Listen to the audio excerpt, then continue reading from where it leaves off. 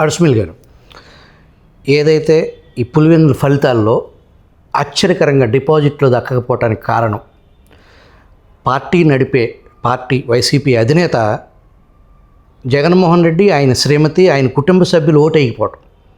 ఒక రాజకీయ పార్టీ నడుపుతూ ప్రజాస్వామ్యంలో తన పార్టీ గుర్తు మీద ఒక జడ్పీ అభ్యర్థిని నిల్చోబెట్టి ఆయన శ్రీమతి ఓటు వేయకుండా, అంటే అంత చులకన భావం ప్రజాస్వామ్యం అంటే.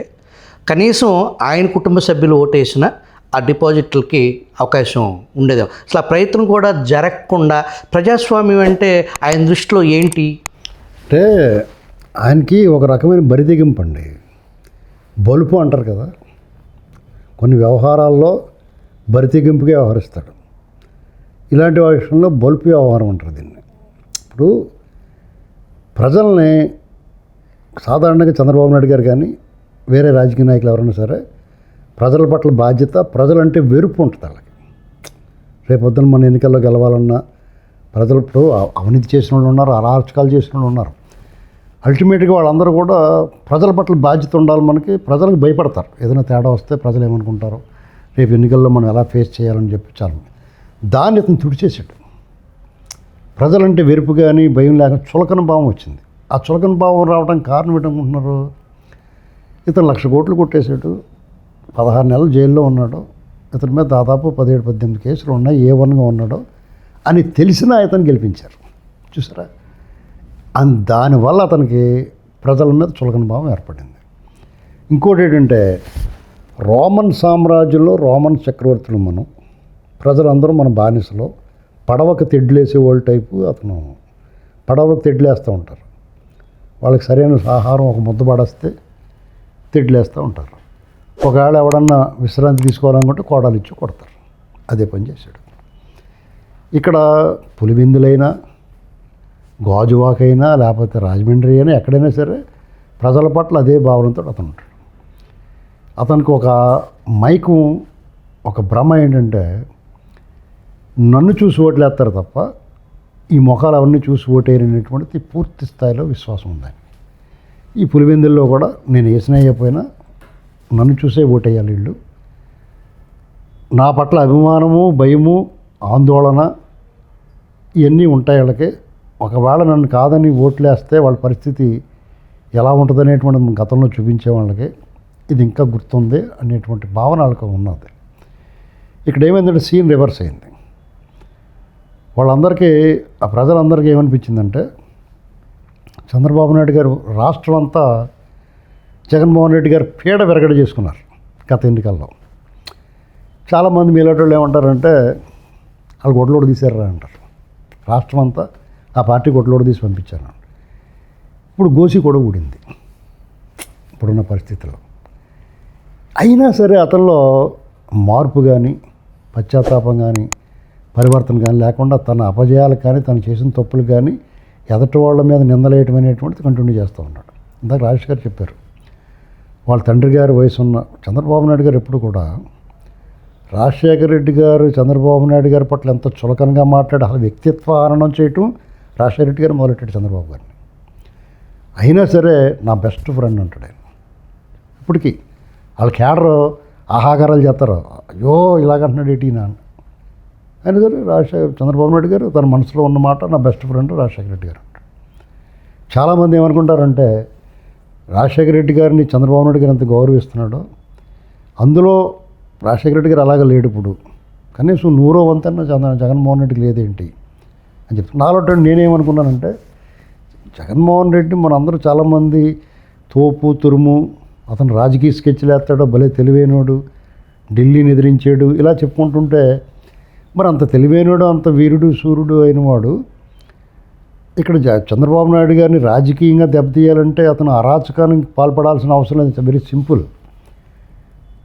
గత 2019 ఎన్నికల్లో చంద్రబాబు నాయుడు గారిని 23 స్థానాలకు పరిమితం చేసినప్పుడు జగన్మోహన్ రెడ్డి నేరుగా చంద్రబాబు గారిని ఆయన దగ్గరికి వెళ్ళి ప్రమాణ స్వీకారాలు జరుగుతాయి కదా ఎమ్మెల్యేలంతా, అంకుల్ మీరు మా నాన్నగారు స్నేహితులు, సుదీర్ఘకాలం పరిపాలన అనుభవం ఉంది మీకు, మీ సహకారం నాకు కావాలి, మీ సూచనలు సలహాలు నేను తీసుకుంటాను, మీరు నా సహకరించండి అని అడగాలి. తర్వాత అవసరం అన్నా లేకపోయినా చంద్రబాబు నాయుడు గారి పట్ల గౌరవంగాను మర్యాదగాను మాట్లాడితే ఆయన అభిమానులు కానీ తెలుగుదేశం శ్రేణులు కానీ కుడుని చేతికిస్తే ఆయన ఆ రాజకీయం చేస్తే అసలు మీరు ఇక్కడికి ఎందుకు వచ్చి కూర్చొని మాట్లాడతారు? అది నేను చెప్పేదానండి.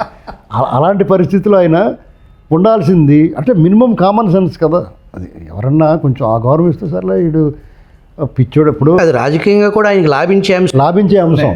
ఇప్పుడు ఏదో సినిమాలో బ్రహ్మానందంగా అంటారు ముసలోడే కానీ మహానుభావుడు అంటే, అలాగే ఈ పిచ్చోడే కానీ మంచివాడరా బాబు అనుకుందాం. ఇక్కడ ఎవరిని టచ్ చేసేట అతను చంద్రబాబు నాయుడు గారిని జైల్లో పెడతాని మీద కేసులు ఉన్నాయా లేదా, తప్పు చేసే రాజకీయ నాయకుడు ఒక్కసారి మంత్రి చేయ గన్నాదాన్ని వాడుకుంటూ ఒట్టుపెట్టి రాజకీయ నాయకులు క్లీన్ స్లేట్లు ఏం కాదు. కొన్ని విషయాల్లో మిగతా రాజకీయ నాయకులకి అందరికంటే కూడా 90% క్లీన్ స్లేట్ చంద్రబాబు నాయుడు గారు. ఎందుకంటే చాలా జాగ్రత్తగా ఎప్పటికప్పుడు అప్రమత్తంగా ఉంటాడు ఆయన మీద మరకపడకుండా ఉండడానికి, ప్రజలు ఏమనుకుంటారో అనేటువంటి. దాని కారణం ఏంటంటే ఎవరన్నా వాళ్ళ పార్టీని దూషిస్తున్నారనుకోండి, ఆగండి అని చెప్తాడు. ఎవరైనా పొరపాటున కొంత స్పీడ్గా వెళ్ళిపోయి అదురోళ్ళ మీద దాడులు చేస్తుంటే ఆయన వాళ్ళని అదుపు చేస్తూ ఉంటాడు. దాని పర్యవసానం చాలామందిని పోగొట్టుకున్నారు పార్టీ కూడా. అంటే వాళ్ళు దూకుడుగా లేకపోవడం, ఒకటి దూకుడుగా ఉండాలి, కొంతమంది దూకుడుగా ఉండకూడదు. దూకుడుగా ఉండాల్సిన ఉండేవ్వకపోతే కూడా ప్రమాదాలు ఉంటాయి.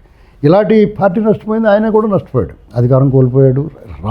చంద్రబాబు నాయుడు గారు అధికారం కోల్పోవడం అంటే రాష్ట్రానికి నష్టం అన్నమాట. ఆయన అరెస్ట్ చేయడం మన అంకమరావు గారు చెప్పారు, ప్రపంచం అంతా కదిలిందండి. దానికి కారణం ఏంటంటే అండి, అంటే నేను అనేక సార్లు చెప్పాను ఇది, అయినా సరే మీ ఇంటర్వ్యూలో మీ ముఖత ఇంకొకసారి చెప్పాలి. ఈ దేశంలో కానీ ప్రపంచంలో కానీ రాష్ట్రంలో కానీ అనేక పోరాటాలు జరిగినాయండి. భూమి కోసం జరిగింది, భుక్తి కోసం జరిగింది, విముక్తి కోసం జరిగింది పోరాటం. మొట్టమొదటిసారిగా 2023 సెప్టెంబర్ 10 చంద్రబాబు నాయుడు గారు అరెస్ట్ అయితే ఒక వ్యక్తి కోసం జరిగిందండి పోరాటం. ఎందుకంటే చాలామంది చంద్రబాబు నాయుడు గారిని, నేను చంద్రబాబు నాయుడు గారిని కూడా తీవ్రంగా విమర్శిస్తాను, కానీ ఒక విషయం మాత్రం ఒప్పుకోవాలి. చంద్రబాబు ఇప్పుడు ఇద్దరిని పోలికి పెట్టకూడదండి. నేను కరెక్ట్, చంద్రబాబు నాయుడు గారికి ప్రత్యర్థి జగన్మోహన్ రెడ్డి అవ్వటం ఆయన దురదృష్టం అండి. అసలు డిస్గస్టింగ్, అసలు చాలా దారుణమైన విషయం. అలాగే మనం చంద్రబాబు నాయుడు గారు జీవించిన కాలంలో జీవించి ఉండటం మన అదృష్టం. ఆయనలో తప్పులు లేవంటే డెఫినెట్గా ఉన్నాయి. నేను అది ఇంకో సందర్భంలో ఖచ్చితంగా మనం విమర్శిస్తాం. కానీ ఇక్కడ ఆయన ప్రత్యర్థులు మాట్లాడే మాటల వల్ల ఇంకా మనం ఆయనకి దగ్గర అవుతున్నాం. ఎందుకంటే ఆయన ఖచ్చితంగా ఒక పర్వతం, వీళ్ళు ఎక్కలేరండి. ఆయన ఒక శిఖరం, వీళ్ళు చేరుకోలేరు. ఆయన ఒక ఆకాశం, వీళ్ళు అందుకోలేరు. దానివల్ల ఏం చేస్తారు, డెఫినెట్గా ఆయన మీద బురద చల్లుతారు. ఆయనలో తప్పులు లేవా అంటే డెఫినెట్గా తప్పులు ఉన్నాయి. ఆ తప్పులు మనం వీళ్ళు చేసి విష ప్రచారాలు, దానివల్ల చాలామంది ఈయనలో వ్యక్తిత్వాన్ని చూడడానికి అవకాశం వచ్చింది. ఈయన పరిపాలనలో ఏ రకంగా, ఇప్పుడు జగన్మోహన్ రెడ్డి అనేటువంటి వాడు ఈ రాష్ట్ర ప్రజలు చేసింది ఒక మంచి పని అని చెప్పమంటారు. నేను చాలాసార్లు తిట్టనే ఉన్నాయి ఈ రాష్ట్రాన్ని, ఈ ప్రజల్ని. ఒక మంచి పనివాడిని వదులుకుని ఒక పనికిమాలిన వాడిని తెచ్చుకున్నారు మీరు అనుకున్నాను నేను.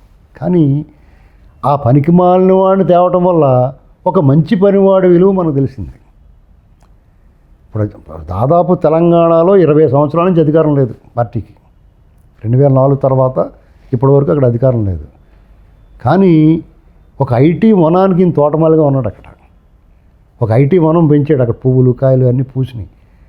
వాళ్ళందరూ కూడా ఈయన అరెస్ట్ చేసినప్పుడు గ్రాటిట్యూడ్, వాళ్ళ విశ్వాసాన్ని, కృతజ్ఞతని వాళ్ళకు మించిన స్థాయిలో వెల్లడించారు. ప్రపంచం ఆశ్చర్యపోయింది. బెంగళూరులో, కోయంబత్తూరులో, తమిళనాడులో, యుఎస్లో అలాగా రకరకాలుగా ఒకరిని చూసి ఒకళ్ళు అసలు వాళ్ళు బయటకు వచ్చి మాట్లాడుతుంటే గూస్ బంప్స్ వచ్చిండ, దుఃఖం వచ్చేది, ఆవేదన పడుతుంది. దాన్ని ఏంటంటారంటే ఒక ఎమోషన్. అసలు ఈ మనిషి గురించి ఒక్కొక్కళ్ళు చెప్తుంటే, మేము చంద్రబాబు నాయుడు గారిని 78 నుంచి చూస్తున్నాను నేను. ఆయన మొట్టమొదటిసారిగా చంద్రగిరిలో ఎమ్మెల్యేగా నిలబడినప్పుడు నేను ఇంటర్మీడియట్ చదువుతున్నాను. మాకు రాజకీయ దురద కొంచెం ఆసక్తి ఉండటం వల్ల అప్పుడు 294 నియోజకవర్గాల్లో ఎవరు నిలబడ్డారో కూడా నేను చార్ట్ వేసుకుని చూసుకునేవాడు. అంత పిక్చర్ జనతా పార్టీ, కాంగ్రెసు ఇలాగా. అప్పుడు చంద్రబాబు నాయుడు గారు ఒక మంచి లక్షణం, ఈ మధ్యన ఒక వెబ్ సిరీస్ వచ్చింది, అందులో ఆయన చాలా చిల్లరగా చూపించాడు. ఇప్పుడున్న యువతరానికి రాంగ్గా ఆయన రిజిస్టర్ అయిపోతాడు. చంద్రబాబు నాయుడు గారు ఇందిరా కాంగ్రెస్లో హస్తం గుర్తు మీద నిలబడ్డాడు. జగన్మోహన్ రెడ్డి వాళ్ళ నాన్న రాజశేఖర్ రెడ్డి రెడ్డి కాంగ్రెస్లో ఆవుదొడ గుర్తు మీద నిలబడ్డాడు. అక్కడ అతను ఒకడు గెలిచాడు, అతనితో పాటు ముగ్గురు గెలిచారు. ఇక్కడ ఘన విజయం సాధించింది కాంగ్రెస్ హస్తం గుర్తు. చెన్నారెడ్డి గారు ముఖ్యమంత్రి అయ్యాడు, చంద్రబాబు నాయుడు గారు చంద్రగిరి నుంచి గెలిచాడు. గెలిచిన తర్వాత రాజశేఖర రెడ్డి గారు వెంటనే పార్టీ ఫిరాయించాడు. తర్వాత మనం మరుసటి రోజు ఆ పార్టీ ఫిరాయించిన సందర్భాన్ని పురస్కరించుకుని ఒక కాంగ్రెస్ సీనియర్ నాయకుడు కాళ్లపారాని బాటో శ్రీరామూర్తి గారు ఏమన్నాడంటే, కాళ్లపారాని ఆరక ముందే పెళ్లి కూతురు లేచి వెళ్ళిపోయింది, పేటల మించి లేచి వెళ్ళిపోయింది. అంతకన్నా దాన్ని ఒక్కడు మాట్లాడేటండి. ఎంతసేపు చంద్రబాబు గారు అవన్నీ పోటీ చేయడు, 2 ఎకరాలు 2000, ఇదంతా ఉద్దేశపూర్వకంగా బురదజల్లింది. ఆయన అప్పుడు నేను ఒక వెబ్ సిరీస్ కానీ సినిమాలు ప్రభావం చేస్తాయా అంటే డెఫినెట్గా ప్రభావం పడుతుంది.